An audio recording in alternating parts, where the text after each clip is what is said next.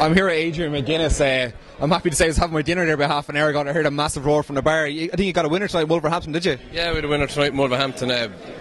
Going on Heights 1 there, and he was a great pricey, 20-1.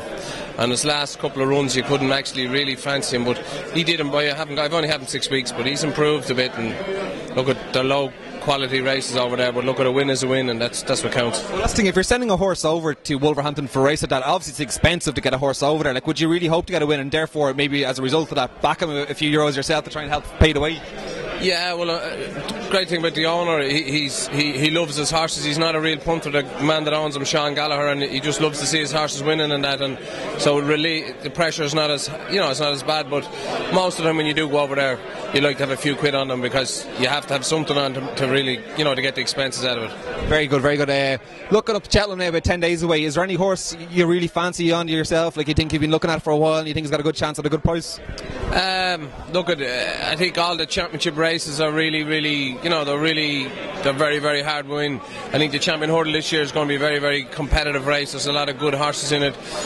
I'm going to go for Peddler's Cross. I napped him last year in the novice hurdle last year, and I think he's improved. He's unbeaten. He loved the trip. He's stepping back in trip, but I think I'm going to go for Peddler's Cross. I think look. Obviously, Hurricane Fly has been kind of ruling the roost in regards to the domestic scene hurdling. Would you oppose him for any kind of reason? You just be concerned he hasn't raced in England before, or is there any kind of reasons why you might want to fancy him? Look at it. He's done everything he can do this year, and he's fabulous horse. I was at a preview last night, and Patrick Mullen said he'd run around naked if he was beat. So we're all looking forward to that if it happens.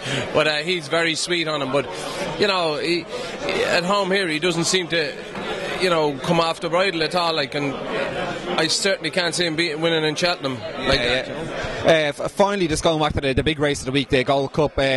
Cato, do you reckon would you have gone away from now after his running the King George, or would you think he's still got the capabilities of winning a big race like this? I tipped him last night in for the Gold Cup. I still think if he runs within 7 or 8 pound of his very best, there's no horse there in that race. Cato Star at his very, very best, there's not a horse would get it within 7 or 8 lengths of him, and I think he'll have a great. I think if Paul Nichols can produce him, which I'm sure he will, within 10 pound of his best, he'll be banged there. Age won't concern you now. He's a 10-year-old now, isn't he, or is he 11-year-old almost? Look at the stats say he can't win it, but stats are there to be broken, and if anyone's going to do it, I'm sure this horse will do it. Can do it. Thanks, Adrian. Cheers. Thanks.